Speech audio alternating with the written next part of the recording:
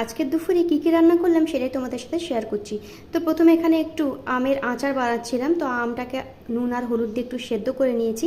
তারপরে এদিকে করছি কিন্তু ভেন্ডি আলু ভাজা, আর ইলিশ মাছের মাথা ছিল সেটা দিয়ে কিন্তু আলু আর বেগুন দিয়ে একটা ঝুড়ো বানাচ্ছি। এটা খেতে কিন্তু খুবই সুন্দর লাগে। আর এদিকে কিন্তু হচ্ছে সর্ষে ইলিশ। তো ইলিশ মাছটাকে প্রথমে ভালোভাবে ধুয়ে কিন্তু পরিষ্কার করে নিয়েছি। আর এখানে সর্ষে, পোস্ত, কালো সর্ষে, সাদা সর্ষে আর একটু নারকেল কোড়া দিয়েছি, ভালোভাবে একটা পেস্ট বানিয়ে নিয়েছি। একটু কাঁচা লঙ্কা আর নুন দিয়েছি।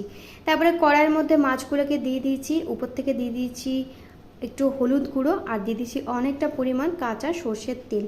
কাঁচা সর্ষের তেলটা একটু বেশি করে দিতে হবে, তাহলে কিন্তু সর্ষে ইলিশের টেস্টটা কিন্তু খুবই ভালো হবে। তো এইভাবে কিন্তু মাছগুলোকে ভালোভাবে কিন্তু একটু করে মিশিয়ে নেবো, যাতে প্রত্যেকটা মাছের মধ্যে কিন্তু ভালোভাবে মশলাটা কিন্তু লেগে যায়। তো এভাবে কিন্তু খুবই সহজে হয়ে যায়। অনেকে কিন্তু